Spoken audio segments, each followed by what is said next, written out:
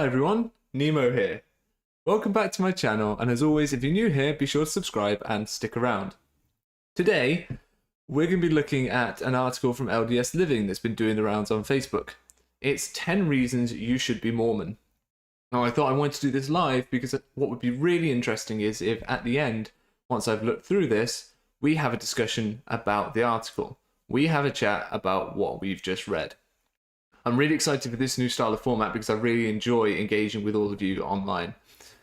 So I've got my chat window open. I've also got the article open on another screen down here, and I've got a few notes as well. So let's get to it.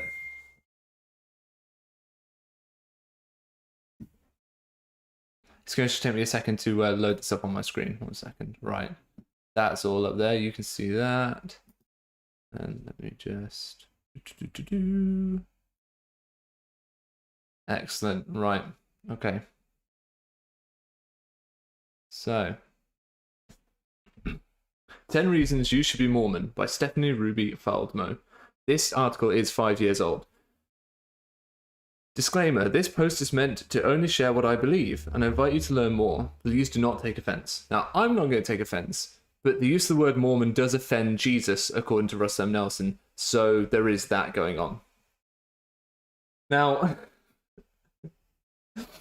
I also want to acknowledge this disclaimer by saying that she is just a member of the church. This isn't the church's official position, but it has been doing the rounds on the internet, so I thought we should take a look. Most people know that I'm a member of the Church of Jesus Christ of Latter-day Saints.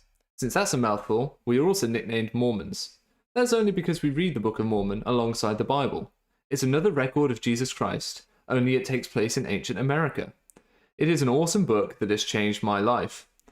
But the main reason I'm writing this post is because I love being Mormon, and I want you to know why. So here are 10 reasons you should be Mormon too. There are billions more, but 10 seem like a good starting point. Okay, let's see her reasons. Start with number 1. Jesus Christ is the center of our faith. A lot of people believe we don't worship Jesus Christ, but we do. Just check out the church's full name. We believe in the same Jesus Christ that other Christian faiths believe in. He is the Son of God and died for our sins. Now, we don't believe in the same Jesus that other churches believe in. I mean, the glaring difference is the Trinitarian versus non-Trinitarian view. Mormons hold a non-Trinitarian view of God, Christ, and the Holy Ghost, whereas most Nicene churches hold that view. So there's that for a start.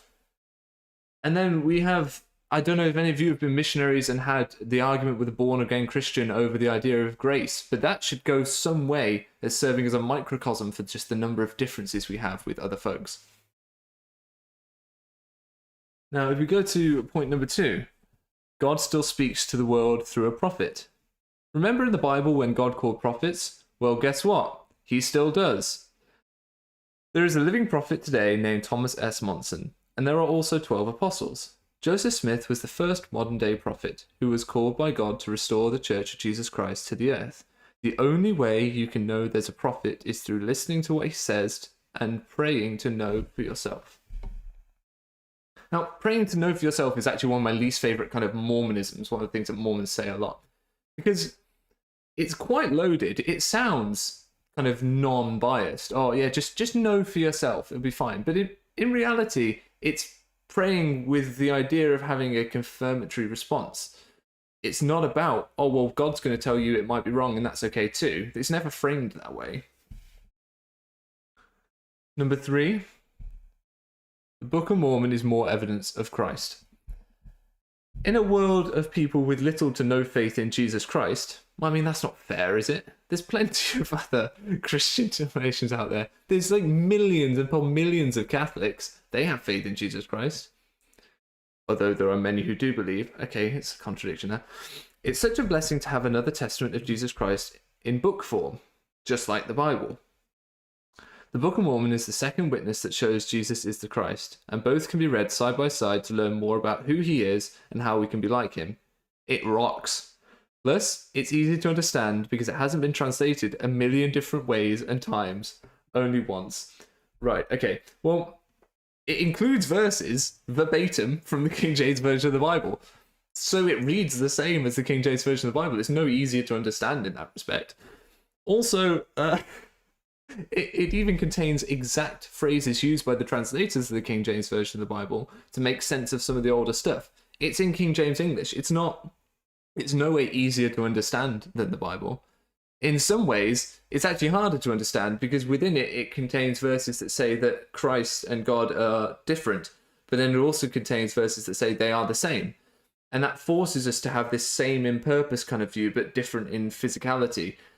Because, I hate to break it to you, Joseph wrote the first edition with a completely Trinitarian view, and then he changed some of the glaring ones, but then clearly missed some of the others. And that's why you have this inherent internal contradiction. So you could argue it's not actually any easier to read.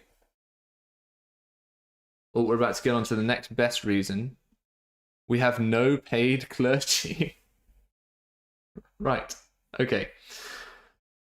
Most faiths have a paid bishop or pastor, and that's their life career. But out of our 14 million members worldwide, from the prophet to the bishops to the members, no one is paid. It is because of our faith in Christ, and in the order which God has used to create his church that we are willing to volunteer much of our time to it. We also follow the commandment of tithing, where 10% of our income goes toward building churches and temples, feeding the poor and other church organizations. Plus, the church is exactly the same everywhere in the world, as it should be. A small aside, to help settle some disputes, I feel I should mention that a small stipend for living expenses is served to the prophet and apostles. But didn't she just say no one, caps, is paid? I read that. However, most have retired from successful jobs when they are called. There are also jobs associated with the church media and such, but these are not callings. Fair enough, the church employs people. What I'm getting at is that we don't have people that go to school to become prophets and apostles and bishops, and that becomes their job. Yeah, and it shows, unfortunately. As theologians, our prophets are lacking. Their theological knowledge consists of maybe a university degree if some of them chose to study theology, but in reality, most of them study business. You have businessmen, lawyers, and a doctor. And that's pretty much the main leadership of the church. They're not theologians. And that, I think, actually is a detriment to us in some ways. They are called by God and volunteer their time to serve. Okay, right. So I wish I had a small stipend of $80,000.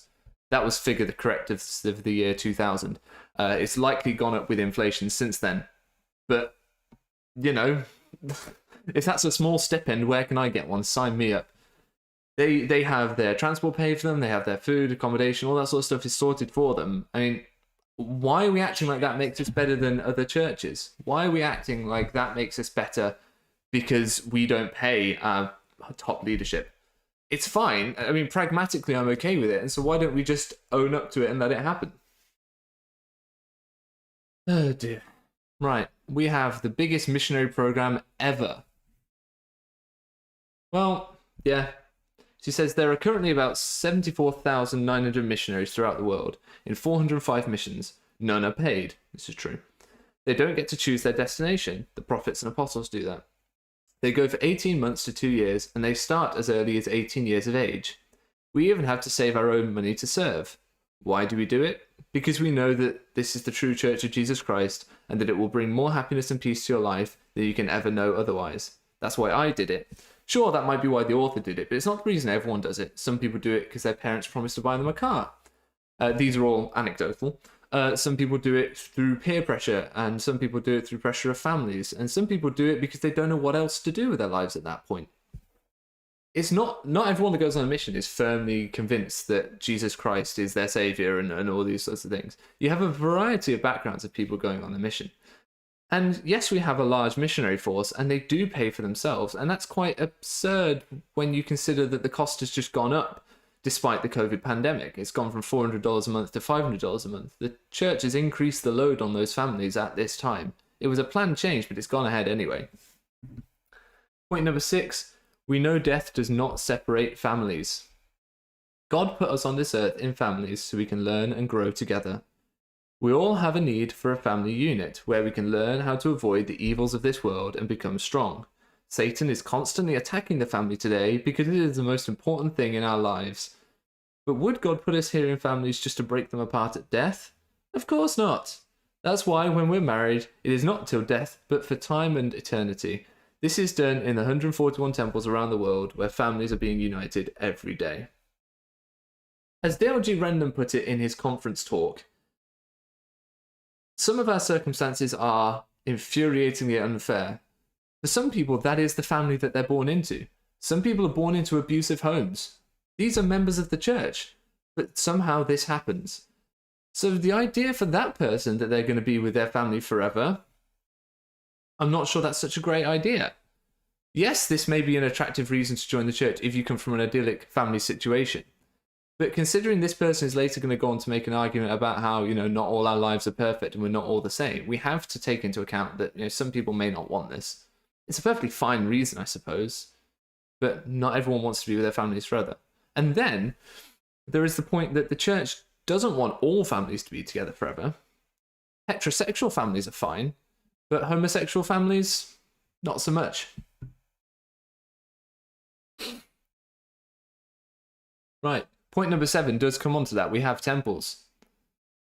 So, you've probably seen a temple in a picture or real life, but they aren't just pretend castles. In ancient times, God commanded his people to build temples to perform sacred ordinances like marriage, which I mentioned above. With the restoration of his church through the prophet Joseph Smith, building temples became a commandment once again. They are beautiful and the house of the Lord on earth. You can feel the peace there even just walking around the grounds. What she doesn't mention, obviously, is that the temple ceremony is borrowed from Freemasonry, and so it's not actually a unique claim to the Mormon church. Come to us because we have these rites and rituals, because we're not the only ones that have them.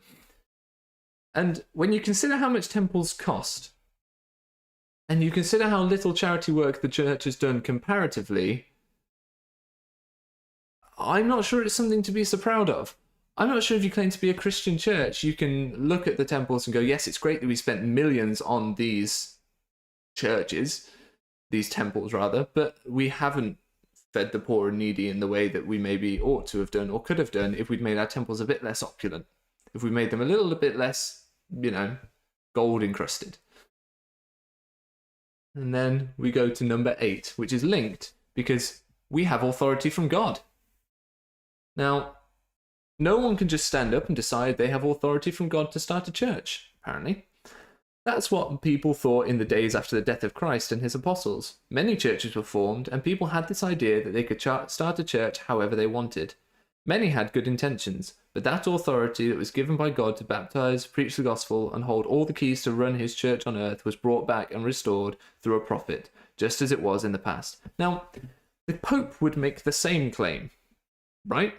The Pope would make the claim of having authority from God. Loads of religious leaders have made that claim. So it's not like you say that we can't just stand up and say you have the authority to make a church. But that's what loads of people do. It's what loads of cult leaders have done. Dave Koreshpuri did it. Oh, I have authority from God, please follow me. From an outside perspective, that's exactly what Joseph Smith did.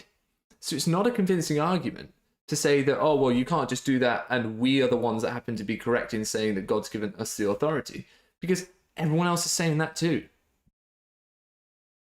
We're on to number 9. We're almost on to the final couple of points. We aren't perfect, but we have the same goals. Lots of people think members of our faith are supposed to be perfect robot clones of each other. At least that's what it feels like sometimes. Nobody is perfect, and everyone in our religion, for any other for that matter, struggles with something. We may not always follow our path perfectly. We may not always follow our faith perfectly, and we may make mistakes, like I just did. But most of us share a same goal, to try and follow the example of our Saviour and be united as families for all eternity. Hey, fine, yes, cookie-cutter Mormonism is a thing, but I'm hoping to try and buck that trend. And so many other people tried to as well. And it is right to acknowledge that we aren't all the same. And I like this point if this point is read as, come join our church, because our church is a place for other people who aren't like us to come and bring what they have into this kind of community. I think that's a really good point, and that should be celebrated. But I have a feeling that actually point 10 might contradict that slightly. So it says, we can have happiness forever.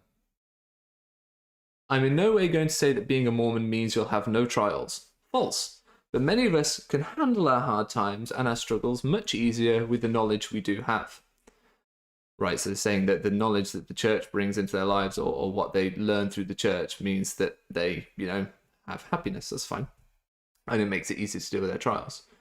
Happiness is so much more abundant when we follow the teachings of Jesus Christ and try to be better every day. People often ask me how I can be so happy all the time, and it's because I know where I came from, why I'm here, and where I'm going.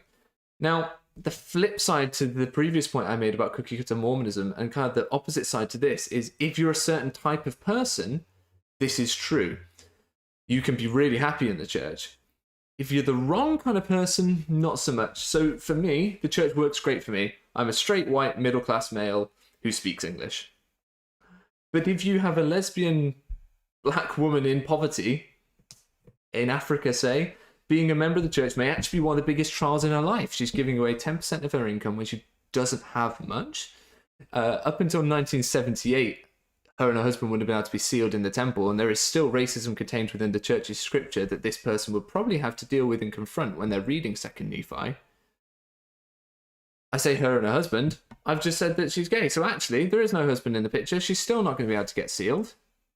It's going to be a situation where they don't fit that mold. And so as much as the church wants to be inclusive, while we still have some of these teachings, it's not quite going to work. And this is where apologists kind of fall into a trap of saying, oh, well, actually, the church is like this. It's a church of redefining terms and all that sort of stuff. And that's fine, but that's a different church to the one that actually exists.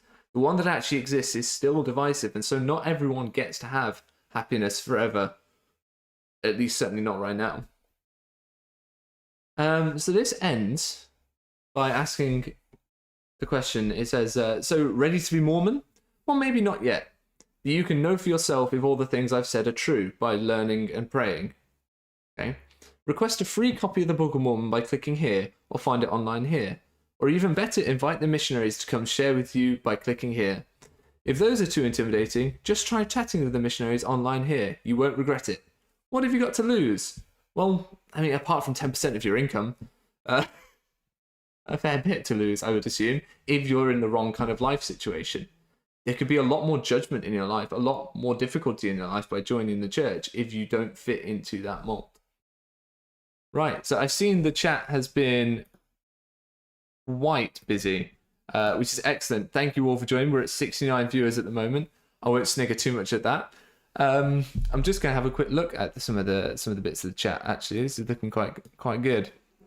Okay, interesting. So now is the time for me to let you know that super chats are available. So if you want your message to pop up big and bright and for me to see it, and you also want to support this channel, please drop a super chat to me. Because this is the time now where you all get to ask me questions about what we've just read, and generally. I'm going to be here for the next little while, so dive right in. And I'm going to address some of the things that have been said earlier in the meantime. One person said, I was a Mormon and I was never happy. I mean, that's a shame. I'm sorry to hear that. Someone said Salt Lake Temple is totally a pretend castle. Okay, fine. Sure. It's just Daryl Hawthorne hit the nail on the head. No one is paid. Yeah. It's BS. Yeah, I don't know why we hold on to that point so much. Why do we hold on to that idea? Oh, someone's put up to super chat. Jennifer, thank you very much for that. Did you have a question to accompany it? Did you have something you want to say?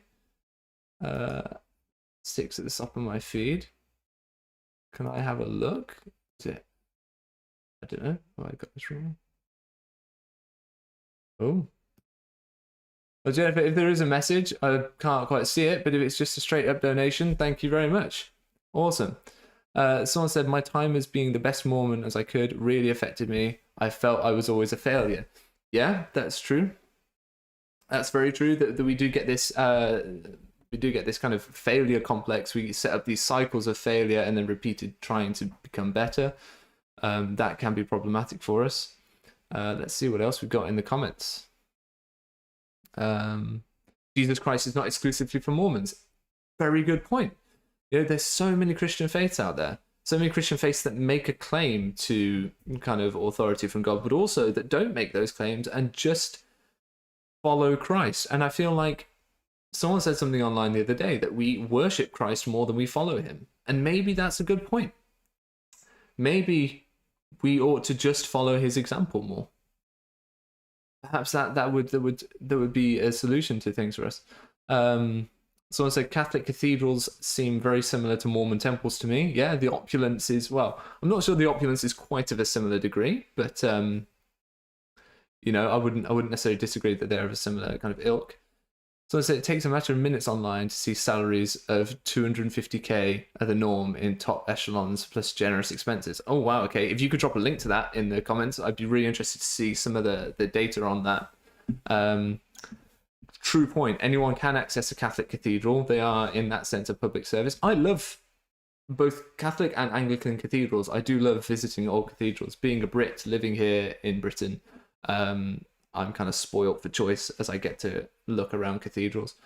Someone says, leaving the church allowed me to stop being mad at God and actually have a relationship with him. Oh, I'm really glad for you. If you found your relationship with the divine is more fruitful, then absolutely brilliant. That's great. Yeah, now Catholic cathedrals are actually pretty good point. I love the old architecture. I think there's something quite beautiful there. Christ said, give everything to the poor and follow me. Exactly. Callisto Montserrat. Yeah, very good point. And, you know, I think a church that's sat with $100 billion maybe needs to take that message more to heart. Yes, the church needs to operate. Yes, it needs to run, but they've got to the point where they can do that off the money that we send them. What else have we got? Keep sending me stuff, guys. I'm just really enjoying reading your messages. This is really nice to kind of just connect with this community online. Yeah, you guys are great. Okay, Clergy was my favorite. Yeah, Matthew Allen, victories for Satan. Yeah, I mean that article was from 2015, so you know we're gonna have something different now. Obviously, that article wouldn't have passed muster. Oh, John Gasper.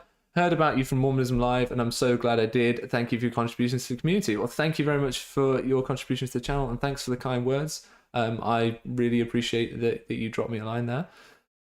It blows my mind that we live on a planet in a vast field called space. Being a human being is so particular. I was sat looking at planets the other day because for the first time I appreciated, I feel like my true sort of scale and sense of place in this universe.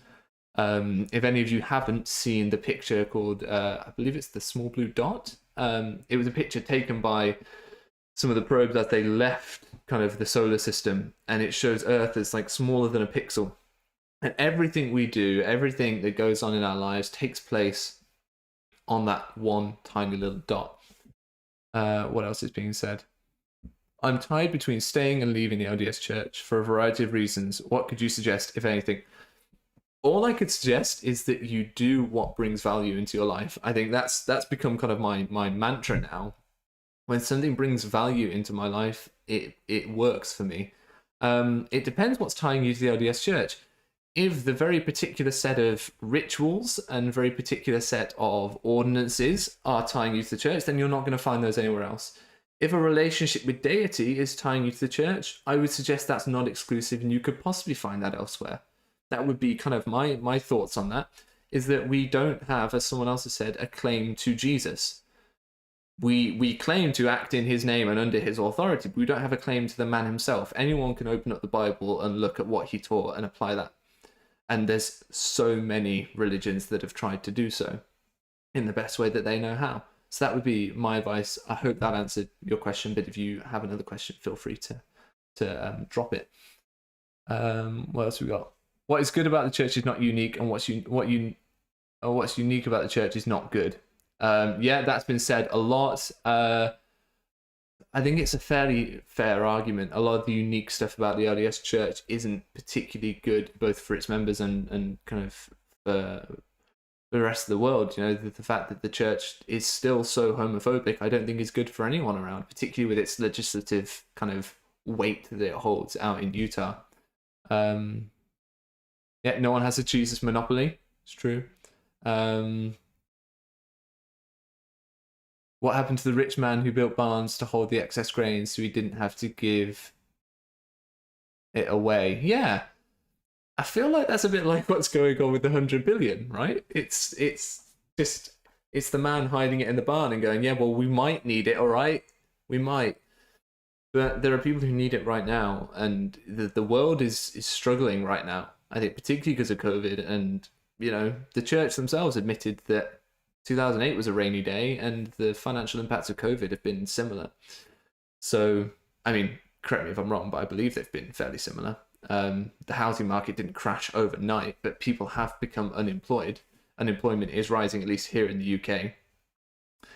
Someone said I have an issue with 3 degrees of glory because it implies that God doesn't forgive fully. The Bible says that God utterly forgives us. Excellent point. I'm sure Jesus would have better ideas how to spend the money than all the vanity new temples. Yeah. We're building new temples, and the argument is that we don't actually have members to fill them. We don't have members to go in them.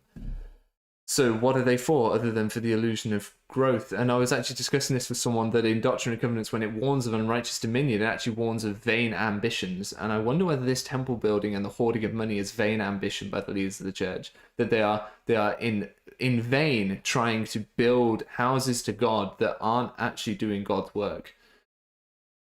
Let me know what you think.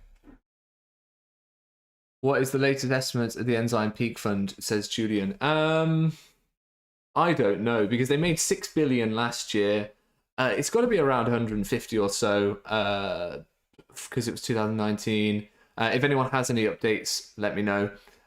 Someone says, as of January 2014, 89 men in the upper tier of LDS earned 120k per annum, according to the Salt Lake Tribune. Excellent. Right, so my figure was outdated. Apologies. A more up-to-date figure is 120k per year. Now, I wish I was on that. Callisto Monstrat says 130 billion that they thought. Okay, that's fair enough. Yeah, I would say around the mid kind of 100 billion mark up into the middle of that next 100 would seem about right to me. So it's just growing and growing. And what are we going to do? Are we going to allow it to keep growing? Are we going to do something with it? Do you guys know? Because I don't. We have someone saying that. Where's that comment I just saw? I just missed a comment. Where is it? Extraordinary claims require extraordinary evidence, and they have none. Yeah. There's quite a lot of kind of claims that do need some backup, I suppose, unless you want to fall into the boat of faith, and that's a whole different topic for another time. Someone else has said, building temples gives the impression of growth while still being an investment of sorts. Yeah, what do you do, though, with an empty temple? What are your best ideas? Give them in the comments. What are your best ideas for what to do with an empty temple? I discussed this with Bill Reel and RFM, and we said that, someone said homeless shelter, you could turn it into a Masonic lodge in theory. The ground that they're on, the land is an investment, is worth something. But imagine having to go through the faff of dismantling a temple. Imagine the ball ache that would be to try and rip a Mormon temple down. They're quite big buildings, aren't they? So I'm not sure how much use that ground would be to others. Where are we at now? Any more questions? I am here. Oh, there we go. Turn it into a school. Yeah. If they're in convenient enough locations, you could do that with it. Not a bad idea, to be fair. Particularly some of these temples in developing countries where, they are the most expensive building for miles around, and they're often the most stable building. You think about the Pacific Islands, our temples are some of the most stable buildings on the island, which is why it's particularly egregious that they weren't allowed to be used for shelter when they were having cyclones around the time of the dedication, because someone didn't want to get the carpets dirty. Someone said, wine drinking visitation parties. All right. Someone said, I've heard so many friends, family leaving the church in the last 2 months. It's incredible and would be interesting to see those recent numbers. Yeah, it has been. I'm racking up the body count, really. A lot of people have been reaching out to me and saying that they've been leaving, and it's getting quite concerning. Community centered help people, that's what we can do with temples. I think churches for the most part actually believe in doctrine. Fair point. To me, the existence of all religion proves our species has always wondered the origins of mankind. Even without a definitive, unified planetary belief structure, we have similar questions. We do have that desire as human beings, that curiosity. And I'm grateful that curiosity has led to so many of the developments that we now enjoy. Like, I can talk to you all now through that curiosity. But I don't know, that begs the question, how much is the shared spirituality of human beings evidence of a deity, or is it evidence of widespread superstition? That's the question. Are we predisposed to superstition, or are we all reaching out to something that is actually there? I interacted with the French Mormon YouTube channel, and they seem to think that the money is going to LDS charities. Is any of Enzyme Peak used for LDS charities? Absolutely not. Money that is used for charities goes through a company called Latter-day Saint Charities, which is a non-profit arm of the church, and that money comes from all the extra donations on tithing slips. No tithing money goes into that, which means every time the church touts an act of charity, it is actually Latter-day Saint Charities, which is donations that members do above and beyond what is expected of them, which I find incredible, because members of the church are so generous, and I feel like, to be honest, they're being taken advantage of, and it frustrates me. So no, absolutely not. None of the Enzyme Peak nor your tithing money is ever used for charitable causes. Someone said, what's funny is that there's nothing different from their revelation process to the revelation process of other churches. Yes, other churches also make claims that things have come from God, right?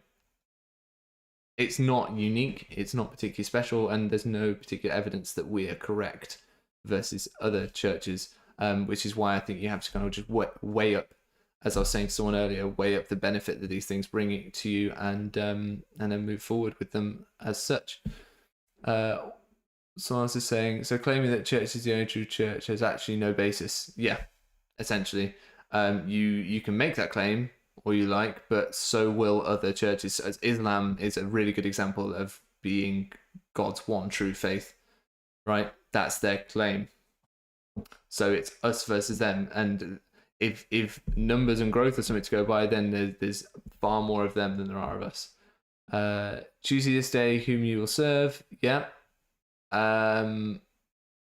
People can serve the Lord without being members of the LDS Church, I would argue. If you want to serve the biblical figure of Christ by following his teachings, then you can do so. Serving the Lord, because well, let's think about it like this. The saving ordinances are inherently selfish, right? Because all they're there to do is save ourselves. All baptism, gift of the Holy Ghost, endowment, receiving the priesthood if you're a male, all those things are to ensure our salvation, right? So choose you this day whom you will serve. Well, if you're serving yourself by trying to get yourself into the celestial kingdom, you could argue.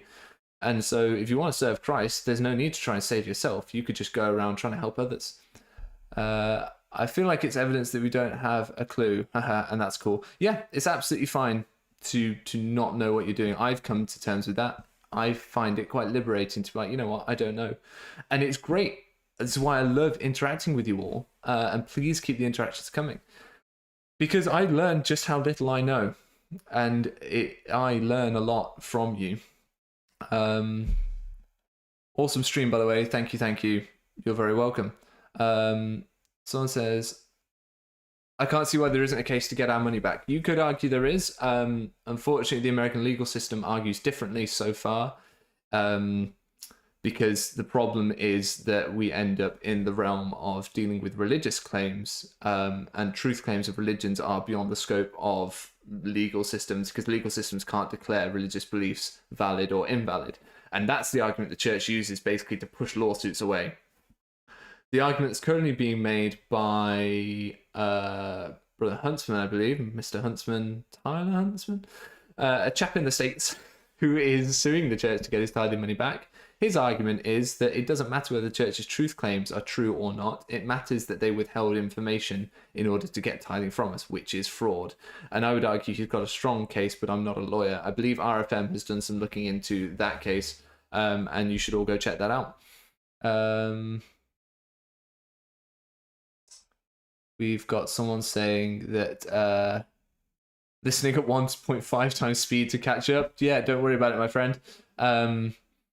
Someone asked what my views are on God miracles. That's a difficult one. I'm not sure I'm going to be able to answer that very thoroughly. My view on particularly miracles are that there are things that happen that we don't understand. That doesn't necessarily make them miraculous in the sense that there's no scientific explanation. It makes them miraculous to us because we don't understand them.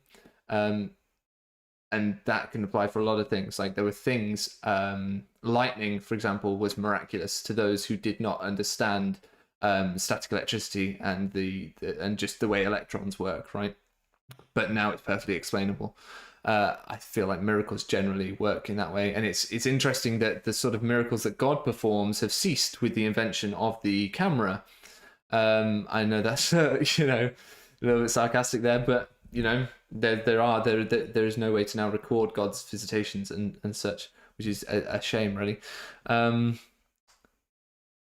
Again, someone's saying they don't discount miracles, but it's not like the church have a monopoly on it. It's a very good point. The church does not have a monopoly on miraculous things happening.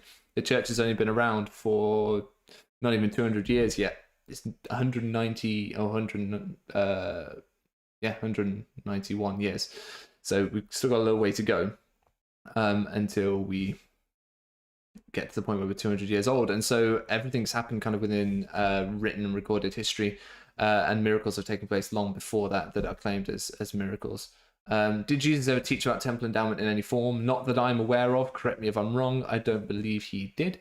Guys, don't forget, if you need because the comments are going a little bit nuts. If you need to get your message to the top, you can always drop a super chat in there. Even if he doesn't get his money back, the discovery phase may expose a lot. That's true. And that's the stage that the church tends to try and avoid at all costs because they don't like transparency. They do not like having to tell the world how they operate. And so even the discovery phase of a trial like that would have them having to use to kind of give financial information and things that they want to hide from us. Nero's YouTube channel is possibly a church too. I really don't think so. I might be growing a sort of Amish beard or religious looking beard, but it doesn't mean I want you to follow me, all right? I am just someone kind of trying to navigate my way through all this and sharing it with you as I go. And I'm really enjoying that process. Someone called Christoph said, oh, okay, right. I used to pay tithing, was struggling as a TBM. It's upsetting to know it was not well spent, if it's even been spent. Yeah, and that's the sad thing, is that a lot of us believe, as the woman in this kind of article believes, that the tithing is being used to help the poor, and it isn't, and that's a real shame. What do other LDS members think of your YouTube channel and thoughts? Are they happy on said things, or do they frown upon it? They do frown upon it. Some are fine with it. I'm still able to participate in Sunday school quite happily, and a lot of members of my ward are fine with it. Other members of my ward less comfortable, but there is at least a group that are for me in that sense. I've had a lot of messages from people telling me they are unhappy with what I do, but those are far outweighed by the kind of love and support and the feedback that what I'm doing is helping people, so it shall continue. Gaddy Suit is going forward and may get some word this month. Okay, keep me updated, John, if you can. That'd be great. What do you think of the church teaching of the US Constitution being divine? I found that just being from outside the US, I found that a really odd conference talk. A conference talk completely around the United States Constitution. I feel like American members of the church needed that. I feel like maybe saying it's divine is a bit of a stretch, but I feel like the members of the church needed some kind of something to kind of get them so uncharged. I feel like American politics has been very charged recently, and so kind of weighing in on that might be, have been useful to them. But for me, from the outside, when we already have this kind of critical view of the church being kind of America-centric, that it didn't really help with that. We need more nuanced conversations, but there's a culture in the church of silence in the face of different views. Absolutely. You're right, and we need to change that. And the problem is, I think we have leaders who feel as though they are the guardians of a tradition rather than responsible for the spiritual welfare of the members of the church first and foremost, and because it's the spiritual welfare of the members that is nourished by these sorts of conversations, because otherwise people like me just get frustrated and leave. Whereas you if you're just guarding a tradition, you hold those people stifled until they have to leave. Whereas, if you allow these conversations, people like me can get it out there and try and work a way forward. Most likely show members. Oh, thank you very much, DD Port. I'm glad that you are sharing it with members. I hope that I try to keep my stuff member friendly. Being a member myself, I know how difficult it can be to hear critical things about the church, but I think the conversation needs to be had. So thank you for sharing it with them. Me and my friend, significant other, okay after the suicide watch. Yeah, that's fine. That situation is being resolved, and this person has received kind of the medical care and attention they need. So yeah, thank you very much for asking after them. Have I ever been to an American Mormon church service on July the 4th? No, I've never actually been to America. So one day, if I'm not too much of a persona non grata to go to Utah, I would like to go and visit and see what it's all about. Someone said, I've tried to share this knowledge with my believing friends. I always get the same answers from them. That's cult-like. Yeah, I'm sorry that happens, but hopefully you can kind of find a way to, kind of break through that barrier and help them open up. Asking open-ended questions is great. Trying not to lead them down a certain path is great.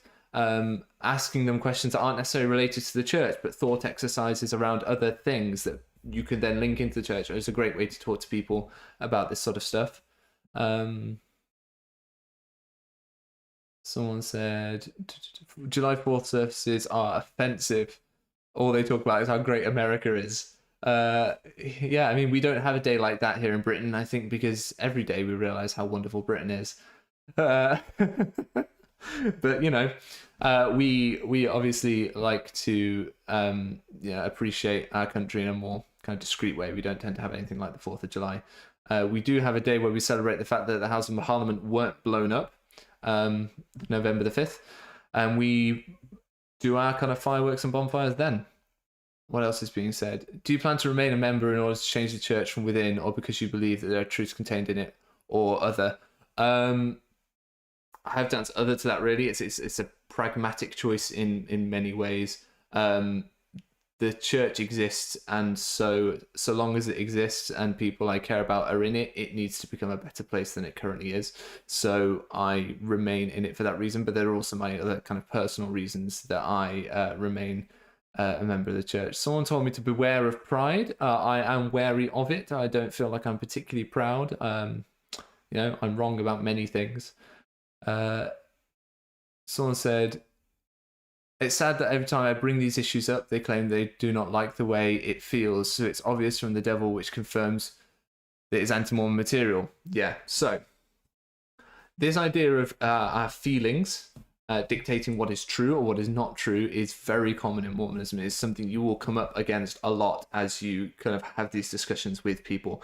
And so it is kind of key that you, even though we know logically that doesn't make sense, that their feelings dictate reality, that is the way they are. So you need to make them feel at ease with the conversation, because the moment they start to feel uncomfortable, that's Satan. Satan has entered the chat, and they kind of will switch off there. So one of the ways I do that is by sticking to church sources when I'm discussing these things, because then they can't feel like this didn't come from a divinely inspired person. which keeps Satan kind of out of the equation. But then also I will kind of ask them, how are you feeling about this? And then follow up with, but does what I say make sense? Because if you can help them separate the logic from the feelings, then you can start to hopefully create an environment in which they can think logically, not just, well, this feels bad, so therefore I'm going to bunch up and hold in. Do you fear that because of these views you can face excommunication in the future? Very possibly. It is something that, you know, is likely to happen to me, I'm sure. But I don't necessarily fear it because at the moment no one's said anything. And that's fine. But, you know, I'll keep you updated if that happens. What are your thoughts on the Sabbath day being changed from originally being Saturday? No, I hadn't really thought about it, to be honest. I'm not sure how much of a difference it makes to me, but you know, it doesn't really make much of a difference to me. A Sabbath day is a Sabbath day. It's a day to take a rest from the world, or in this case, it's a day for me to come and chat to you, lovely lot.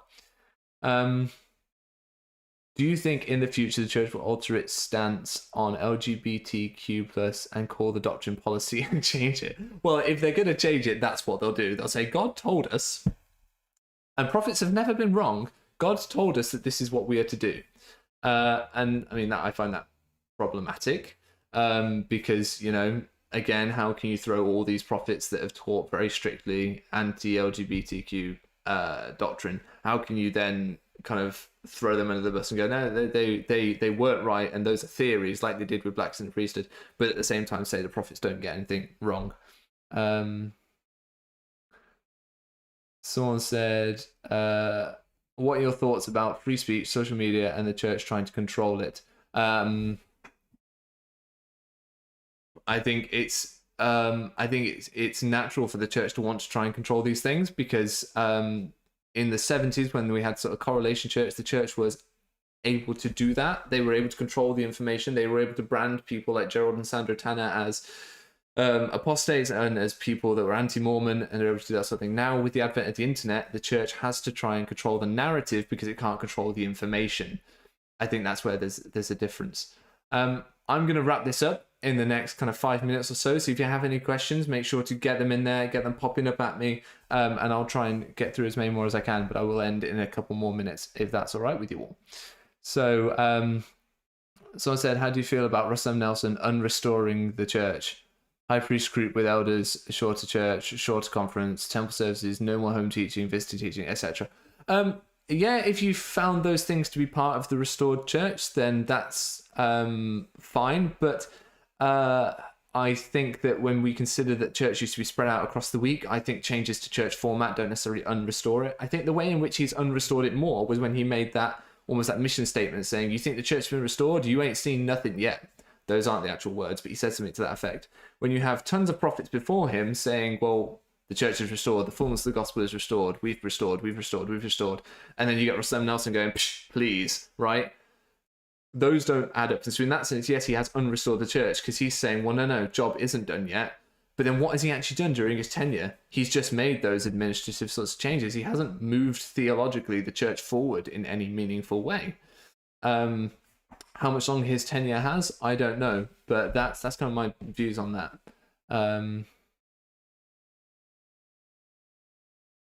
Do you plan on doing a video of logical fallacies, critical thinking tools, bad arguments with general conference examples? I think this would help the members. I would love to do something where I kind of go through critical thinking skills and how to apply them to the church and how to kind of think for yourself and this sort of stuff. And I do mean that, think for yourself. I want to make this clear. Don't believe everything I say, right? Please go and check what I say for yourself because I get things wrong and that's fine. So I'd love to do that. I've seen a couple of people ask me to do it. I don't know how much demand there would be. I don't know what demands it would take on my time. I would want to deliver it really well. So if any of you have thoughts or suggestions for how I could do that, please let me know. But it is something I've been thinking about. I'm not going to get involved in vaccine questions. But generally, I mean, I don't want to get involved in the vaccine issue. Great chat, thank you. Comoros Island and Captain Kidd. Yeah, I was looking at a map of the world the other day and I saw Comoros and I couldn't help but smile to myself. Nelson is a heart surgeon. He's actually right in that point. I mean, he's not practicing. You could argue he's not up to date with medical journals, but he's a medical professional, as am I. So I would, I'd listen to him on medical advice generally. But, he has his his area of specialty, which he makes sure to tell us about regularly. Someone said, I like your format of fact-checking general conference talks, but solely pointing out bad argument tactics. Okay, so, right, okay. I think rather than theological issues, I could just point out the logical flaws. I mean, some conference talks are better for that than others. Dale G. Renlands was an absolute smorgasbord of this sort of stuff. Right. Okay. I think I'm getting ready to wrap this up. Someone said if you could recommend one book to read, any topic, what would you read and why? I would recommend The Righteous Mind by Jonathan Haidt. I found it very good. I really enjoyed it. And I would recommend it to you. It sits on my bookshelf. I think it's a very good book. I think I'm good to end this out, guys. Thank you very much, everyone, for watching. Thank you all so much for all your comments in the chat. If you want me to do this sort of live stream again, please let me know and show me some love. Thank you all for the love you've shown me. I've really appreciated just having this time to sit and chat with you all. And so until next time, be sure to like this video, subscribe, and you'll know when I'm back. Bye now.